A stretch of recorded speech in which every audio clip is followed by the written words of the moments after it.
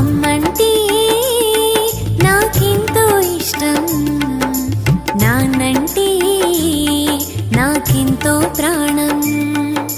నేనంటే అమ్మకు ఆరో ప్రాణం, నా పాటంటే నాన్నకు పంచామృతం.